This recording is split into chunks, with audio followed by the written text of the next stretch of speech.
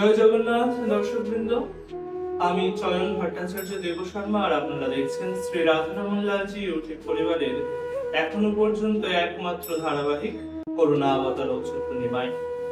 আজ আপনাদের সকলের সামনে করুণা অবতার ও ছোট্ট নিমাইয়ের 17তম পর্বটি নিয়ে আমি উপস্থিত হয়েছি। আপনারা সকলেই জানেন যে বিগত শ্রী গৌরাঙ্গ মহাপ্রভুর দিব্য আবির্ভাব তিথি গৌর পূর্ণিমা উপলক্ষে আমরা এই ধারাবাহিকটি পুনরায় নতুন ভাবে শুরু করেছিলাম। আজ সেই ধারাবাহিকের 17তম পর্ব। আমরা এই ধারাবাহিক শ্রবণ করছি পূজ্যপাদ শ্রী শিশির কুমার ঘোষ মহাশয় কর্তৃক বিরচিত শ্রী অমিয় নিমাই চরিত গ্রন্থ থেকে। আজ শ্রী অমিয় নিমাই চরিত গ্রন্থের প্রথম খণ্ডের ১৬ অধ্যায় আমরা সকলে শ্রবণ করব। তবে চলুন শুরু করা যাক। ওম অখণ্ডমণ্ডলাকারং ব্যাপ্তমেন চরাচরম তৎপদম দর্শিতম মেন তস্मै শ্রী গুরবে নমঃ। आनंद लीलामय विग्रहाय हेमापदिपच्छवे सुंदराय तस्मै महाप्रेम रसप्रदाय श्री चैतन्य चंद्राय नमो नमः। जस्वैव पदाम्बुज भक्तिलभ्या प्रेमाविधान परमा पुमर्थः तस्मै जगन्मङ्गलाय श्री चैतन्य चंद्राय नमो नमः। आजानुलम्बित भुजौ कनकावदातौ संकीर्तनैकपितरौ कमलायताक्षौ विश्वम्भरौ द्विजवरौ युगधर्मपालौ वन्दे जगत्प्रियकरौ करुणावतारौ। नित्यानन्दमहं वन्दे कर्णिलम्बितकुण्डलं चैतन्याग्रजरूपेण पवित्रीकृतभूतलम्। ॐ सर्वमङ्गलमाङ्गल्ये शिवे सर्वार्थसाधिके शरण्ये त्र्यम्बके गौरी नारायणी नमस्तुते।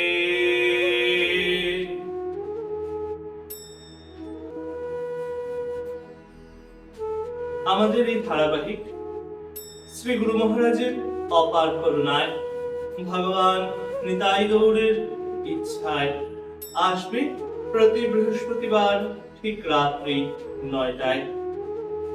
শুরু হচ্ছে পূজ্যপাদ শ্রী শিশির কুমার ঘোষ মহাশয় কর্তৃক বিরচিত শ্রী অমিয় নিমাই চরিত গ্রন্থের প্রথম খণ্ডের ১৬ অধ্যায়।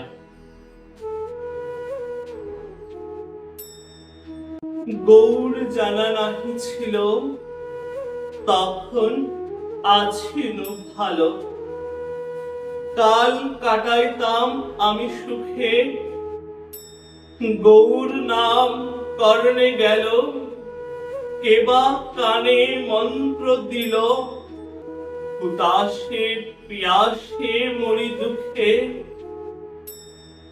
যারা গুণের সঙ্গী ছিল তারা ফেলে পালাইল, কাহারে কহিব মন ব্যথা, কেবা দুঃখ ভাগ নিবে, সঙ্গে সঙ্গে কে কান্দিবে, কে শোনাবে মনোমত কথা। হৃদয়ে গৌরাঙ্গ ছিল, এবে কোথা লুকাইল, আগে মোর চিত্ত করি চুরি, আপনি মোরে ডাকিল, মন আমার ভুলে গেল, এবে করে মোষ ফলে চাতুরি, আমি পাছে পাছে যাই, মনে দেখিয়া পালাই। এবে আমার শক্তি নাই অঙ্গে, রোগের শোকে অভিভূত, ক্রমেতে আত্মবিস্মৃত, ক্লান্ত চিত্ত বিশ্রাম সে মাগে। আর তা চলিতে নারী, লহ মোরে হাত ধরি, যদি কেহ থাকো নিজজন, এই ছিল মোর ভাগ্যে, ধরণী বিদায় মাগে।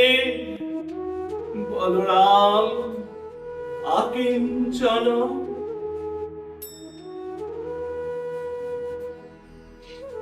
শ্রী অদ্বৈত শান্তিপুরে ফিরিয়া গেলেন।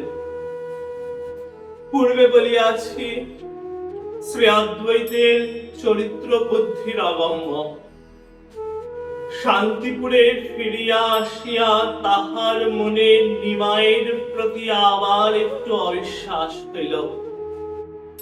তখন আবার একটি সংকল্প করিয়া নবদ্বীপ চলিলেন। ভাবিলেন, এবার যাইয়া মনের সন্দেহ নিশ্চয় দূর করিবেন।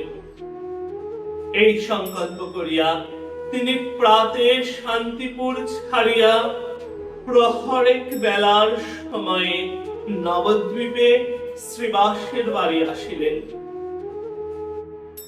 দেখেন, প্রভু ভক্তগণ বেষ্টিত হইয়া শ্রীকৃষ্ণ কথার রসে মত্ত। শ্রী অদ্বৈতকে দেখিয়া সকলেই মহা আনন্দিত হইয়া গাত্রোত্থান করিলেন। স্বয়ং প্রভু উঠিয়া দাঁড়াইলেন। শ্রী অদ্বৈত শ্রী গৌরাঙ্গকে প্রণাম করিলেন।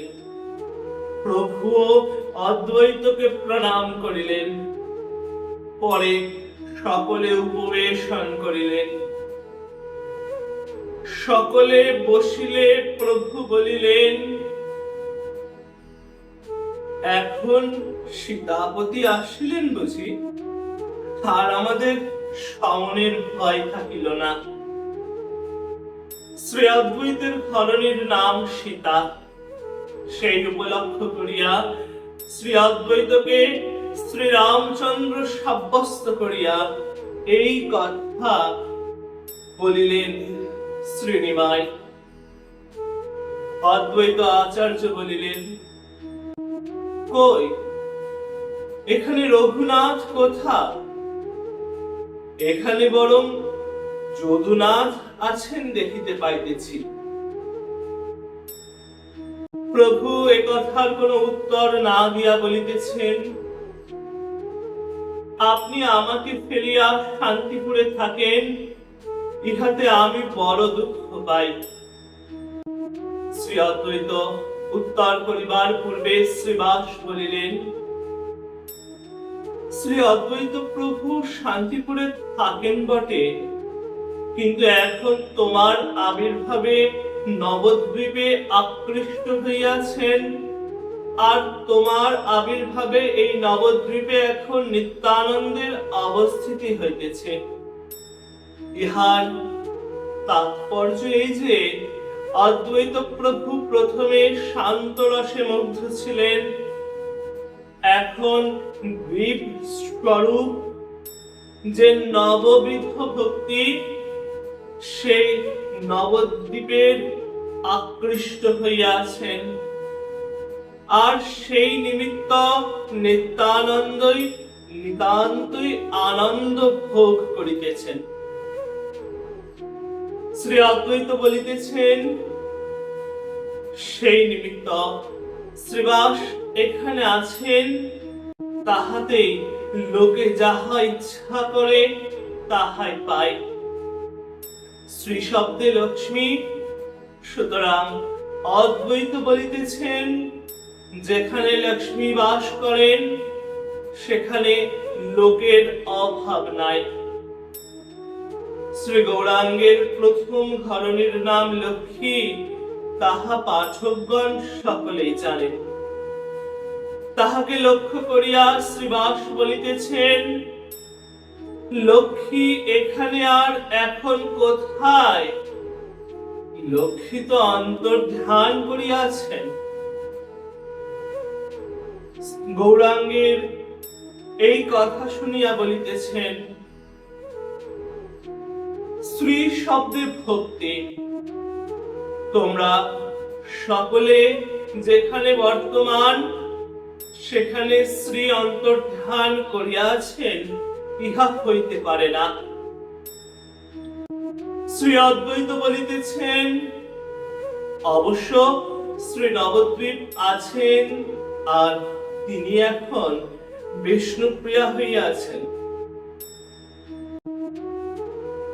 ইহার এক অর্থ এই যে ভক্তি দেবী বিষ্ণুর প্রিয়া হইয়াছেন, আর এক অর্থ এই যে প্রভুর ঘরণী যে শ্রী বিষ্ণু প্রিয়া দেবী, তিনি সাক্ষাৎ ভক্তি মূর্তি দেবী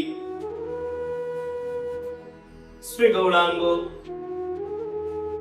দ্বিতীয় অর্থ যেন না শুনিয়া প্রথম অর্থই গ্রহণ করিয়া বলিতেছেন, তাহা বটে, ভক্তি প্রকৃতই বিষ্ণুপ্রিয়া, অর্থাৎ ভক্তিকে শ্রী ভগবান অত্যন্ত ভালোবাসেন। শ্রী অদ্বৈত বলিতেছেন, সেই নিমিত্ত সেই বিষ্ণুপ্রিয়াকে তুমি আপন করিয়া লইয়াছ। এইরূপ শেষাত্মক রহস্য হইতেছে। এমন সময় একজন লোক আসিয়া বলিলেন যে শচী দেবী আমাকে পাঠাইয়া দিয়াছেন, অদ্য শ্রী অদ্বৈত আচার্য ঠাকুরকে তিনি নিমন্ত্রণ করিয়াছেন। তিনি বলিয়াছেন, যদি ভাগ্যবশত আচার্য ঠাকুর আসিয়াছেন, তবে অদ্য তাহার শচী দেবীর ওখানে বিশ্রাম করিতে হইবে। শ্রী অদ্বৈত বলিলেন, জগৎজননী আমাকে নিমন্ত্রণ করিয়াছেন, ইহা আমার বড় ভাগ্যের কথা। আমি শ্রী ভগবানের সহিত অদ্য সুখে ভোজন করিব। শ্রীবাস বলিতেছেন, আমি কি এই সুখবিলাস দর্শন হইতে বঞ্চিত হইব? আমি কি এই সুখবিলাস দেখিতে পাইব না? ভগবান অবশ্য অদ্য আমার নিমিত্ত মাগিবেন। তিনি যদি আমার নিমিত্ত অদ্য মাপিয়া থাকেন, তবে তো, আর যদি নিতান্তই না মাপেন, তবে জগৎজননীর নিকট মাগিয়া লইব। এদিকে শ্রী অদ্বৈতের সহিত প্রভুর গোষ্ঠাহার ব্যবহার একদমই ছিল না। সেই নিমিত্ত শ্রী অদ্বৈতের মত জানিবার নিমিত্ত প্রভু শ্রীবাসকে বলিতেছেন, তুমি দুটো অন্ন খাবে, তাহাতে বড় দুঃখ নাই, কিন্তু তাহা হইলে দুইজনের নিমিত্ত রন্ধন করিতে আচার্যের অধিক পরিশ্রম হইবে। ইহাতে শ্রী অদ্বৈত বলিতেছেন, জগৎজননীর বাড়ি যাইয়া আবার রন্ধন করিয়া খাইতে হবে, ইহা আমার দুরদৃষ্ট বই নয়। জননী যদি পরিশ্রমের ভয়ে দুটো অন্ন রাধা না দেন, তবে আর কি বা করিব। এই ইঙ্গিত পাইয়া লোক যাইয়া শচী দেবীকে রন্ধন করিতে বলিল। এদিকে সকলে হাস্য কৌতুকে আছেন। এমন সময় শ্রী অদ্বৈত শ্রীবাসের কানে কানে কি যেন একটু বলিলেন। প্রভু হাসিয়া বলিতেছেন, তোমরা কানে কানে কি পরামর্শ করিতেছ, আমি কি শুনিতে পাইব না? শ্রীবাস বলিলেন, আচার্য বলিতেছেন যে তুমি শ্রী নিত্যানন্দকে যে রূপ দেখাইয়াছিলে, সেই রূপ দেখিতে না পাইয়া তিনি দুঃখিত হওয়ায় তুমি তাহাকে আশ্বাস দিয়াছিলে ও বলিয়াছিলে যে তাহাকেও সেই রূপ দেখাইবে। ইহা স্বীকার করিয়া তাহাকেও দেখাও নাই। ইহাতেই শ্রী অদ্বৈত দুঃখিত আছেন, আর সেই কথাই আমার কানে কানে বলিতেছেন। ইহাতে শ্রী গৌরাঙ্গ উত্তর করিলেন, এই যে আমাকে দেখিতেছেন, ইহাই আমার প্রকৃত রূপ, আর শ্রী অদ্বৈতের ইহাই অত্যন্ত প্রিয়। শ্রী অদ্বৈত ইহাতেই কিছু বিপদে পড়িলেন। যদি স্বীকার করেন যে গৌর রূপী তার প্রিয়, তবে আর অন্য রূপ দর্শন হয় না। আবার ভাবিতেছেন, এই কথার উপরে যদি আবার অন্য রূপ দেখিতে চান, তবে গৌর রূপের প্রতি অনাদর করা হয়। এই রূপ উভয় সংকটে পড়িয়া শ্রী অদ্বৈত কি উত্তর দিবেন ভাবিতেছেন। এমন সময় শ্রীবাস বলিলেন, প্রভু, তুমি যা বলিয়াছ তাহা ঠিক। গৌর রূপের মতো প্রিয় আর কোন রূপই আমাদের নয়। তবে তুমি নিজ মুখে স্বীকার করিয়া যদি এখন না দেখাও, এই জন্য শ্রী অদ্বৈত মনে মনে দুঃখিত হইতেছেন। ইহাতে শ্রী গৌরাঙ্গ শ্রীবাসকে বলিলেন, পণ্ডিত, কবে কি অবস্থায় আমি আচার্যকে কি বলিয়াছিলাম তাহা আমার স্মরণ হয় না। আবার পণ্ডিত, তুমি ভাবিয়া দেখো, উন্মাদ অবস্থায় কে না প্রলাপ করে, সে কথা লইয়া সহজ অবস্থায় তাহাকে শোষণ করা কর্তব্য হয় না। শ্রীবাস বলিতেছেন, লোকে উন্মাদগ্রস্ত হয়, সে একরূপ ব্যাধি। তাহা দেখিলেই লোকের ভয়, ঘৃণা এবং পীড়া তথা অস্বস্তি হয়। তোমার উন্মাদ দশা দেখিলে উপরোক্ত কাজ সমুদায়িত হয় না, বরং লোকের আনন্দ হয় এবং সমস্ত ভয় ও জড় রোগ দূর হয়। অতএব তুমি যাহা উন্মাদ প্রলাপ বলো, সেই তোমার হৃদয়ের কথা। আর তুমি যাহা এখনকার মতো সহজ জ্ঞানে বলো, সে সমুদায় তোমার বাহ্য। শ্রী গৌরাঙ্গ বলিতেছেন, পণ্ডিত, তোমাকে আমি স্বরূপ কথা বলিতেছি। কোন রূপ কি কোন বৈভব দর্শন করানো আমার ইচ্ছাধীন নহে। কিরূপে কি হয় আমি তাহা জানি না। অতএব আমি শ্যাম সুন্দর রূপ কিরূপে দেখাইব? যদি আচার্যের ওই রূপ দেখিতে বাসনা হইয়াই থাকে, তবে নয়ন মুদিয়া ধ্যানে বসুন। হয়তোবা শ্রীকৃষ্ণ নিজ রূপ তাহাকে কৃপা করিয়া দেখাইবেন। এই কথা শুনিয়া শ্রী অদ্বৈত কতক কৌতুকে, কতক মনোগত ভাবে নয়ন মুদিয়া ধ্যানে বসিলেন।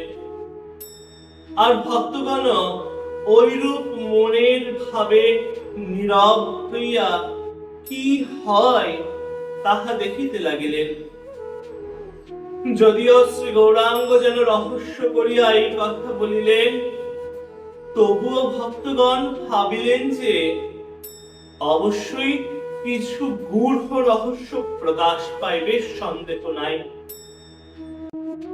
এই জন্য সকলে শ্রী অদ্বৈতের মুখপানে চাহিয়া রহিলেন।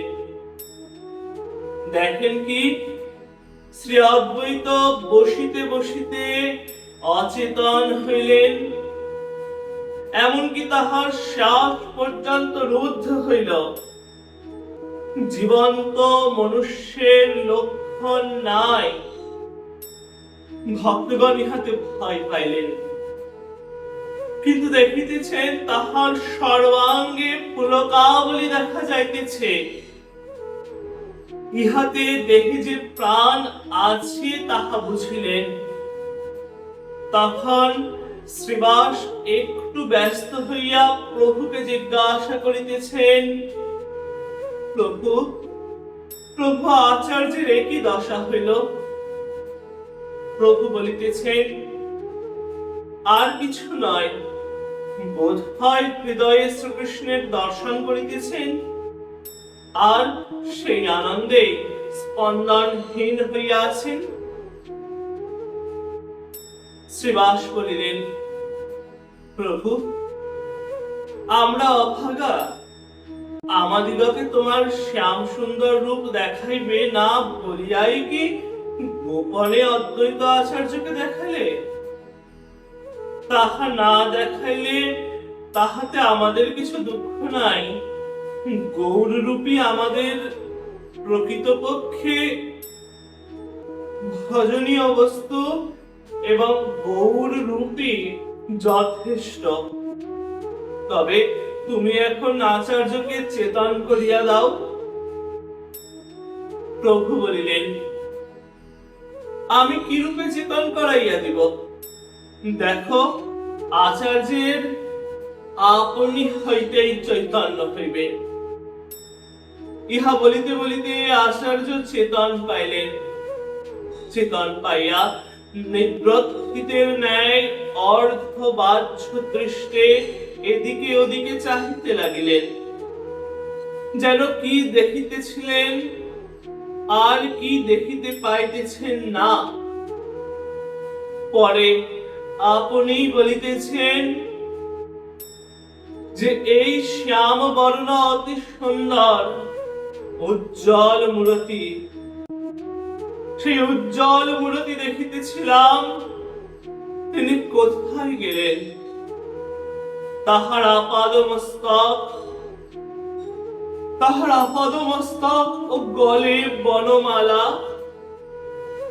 সেই আমার নয়নানন্দ শ্যাম শ্যাম সুন্দর, কোথায় গেলেন সেই শ্যাম সুন্দর? এইরূপে বিভোর হইয়া শ্রী অদ্বৈত শ্রীকৃষ্ণের রূপ বর্ণনা করিতে লাগিলেন। শ্রী অদ্বৈত যখন শ্রীকৃষ্ণের রূপ গদগদ হইয়া বর্ণনা করিতেছেন, তখন যেন সুধা বর্ষণ করিতেছেন। অদ্বৈতের যেন তখন শতমুখ হইল, আর শতমুখ দিয়া সুধা খরিতে লাগিল। সকলে মুগ্ধ হইয়া শ্রীকৃষ্ণের রূপ বর্ণনা শুনিতেছেন। এমন সময় শ্রীবাস বলিলেন, তুমি কি দেখিলে? কারে দেখিলে? স্পষ্ট করিয়া বলো আচার্য। এই কথায় শ্রী অদ্বৈত বাহ্য জ্ঞান পাইয়া বলিতেছেন, কারে আর দেখিব? এই সম্মুখে যিনি বসিয়া আছেন, ইহা সব ইহারই কার্য।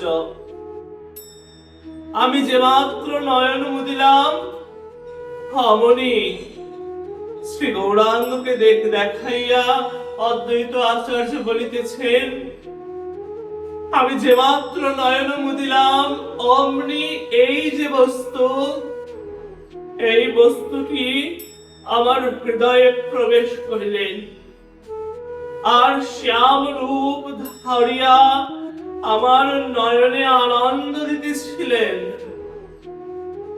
পরে আবার নিজ রূপ লইয়া বাহিরে আসিলেন, আর আমার বাহ্য জ্ঞান হইল। শ্রী গৌরাঙ্গ বলিতেছেন, তুমি বসিয়া নিদ্রা গেলে আর স্বপ্ন দেখিলে, ইহাতে আমি দোষের ভাগী হইলাম? শ্রী অদ্বৈত বলিতেছেন, কি আমি আমি স্বপ্ন দেখিলাম? আমি স্বপ্ন দেখিয়াছি? আমি স্পষ্ট দেখিয়াছি যে তুমি, হ্যাঁ তুমি আমার হৃদয়ে প্রবেশ করিলে, আবার বাহিরে আসিলে। শুধু হৃদয়ে প্রবেশ করিলে তাহাই নয়, তুমি আমার হৃদয়ে প্রবেশ করিয়া শ্যাম সুন্দর রূপ ধারণ করিয়া সেই রূপ আমাকে দর্শন করাইয়াছ। আমি স্বপ্ন দেখিতেছি? এখন আমাকে তুমি ভুলাইতেছ, তুমি আমাকে ভুলাইতেছ রাজ। প্রভু, আমাকে আর কতদিন হারাইবে বলো? আমি যাহাকে ভজনা করি তুমি সেই।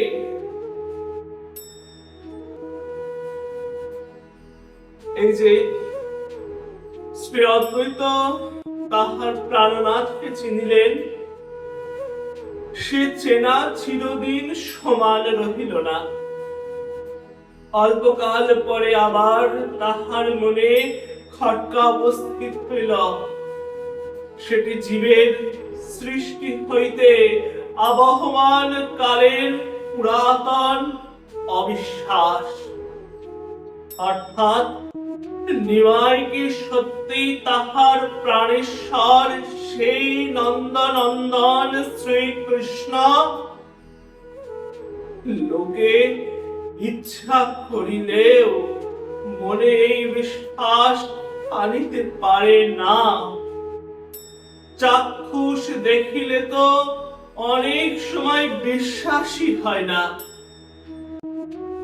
ইহার প্রমাণ দুর্যোধন প্রভৃতি 100 কৌরব, কংস, জরাসন্ধ প্রভৃতিরাও কি নন্দনন্দন বাসুদেবকে, যাদব শ্রেষ্ঠ বাসুদেব শ্রীকৃষ্ণকে সাক্ষাতে দেখেন নাই?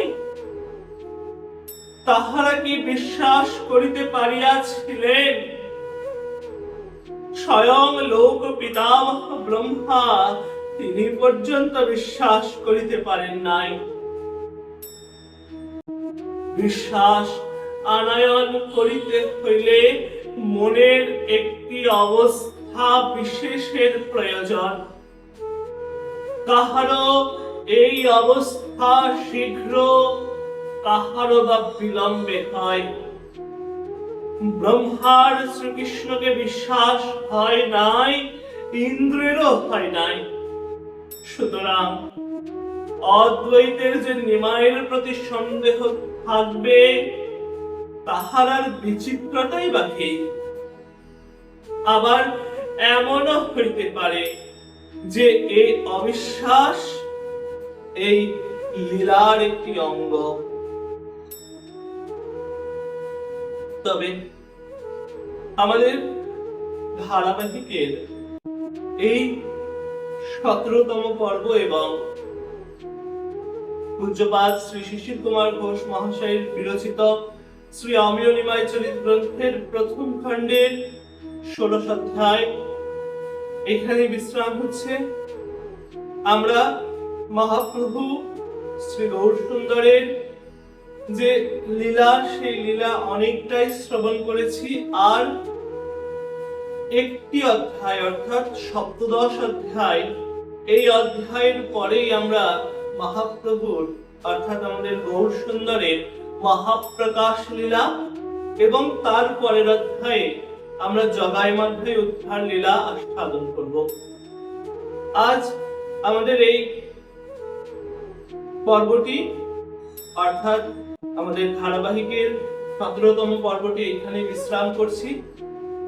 আপনাদের যদি এই চলচ্চিত্র ভালো লেগে থাকে, মহাপ্রভুর জীবনী শুনতে ভালো লেগে থাকে, তবে শ্রী রাধারমণ লালজি ইউটিউব চ্যানেলটিকে সাবস্ক্রাইব করে পাশে থাকবেন, কারণ এই চ্যানেলে আপনারা আধ্যাত্মিক অনেক প্রসঙ্গ আস্বাদন করতে পারবেন।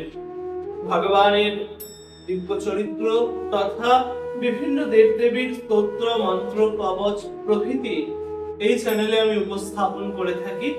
সেই সব কিছু আস্বাদন করবার জন্য শ্রী রাধারমণ লালজি ইউটিউব চ্যানেলকে সাবস্ক্রাইব করে পাশে থাকতেই হবে আপনাদের। তবে আজ আসি, আবার দেখা হবে পরবর্তী অনেক ছোট বড় চলচ্চিত্রে। ততক্ষণের জন্য জয় জয় শ্রী রাধে, জয় জগন্নাথ, ভজনিতাই গৌর রাধেশ্যাম, জপ হরে কৃষ্ণ হরে রাম, জয় মা।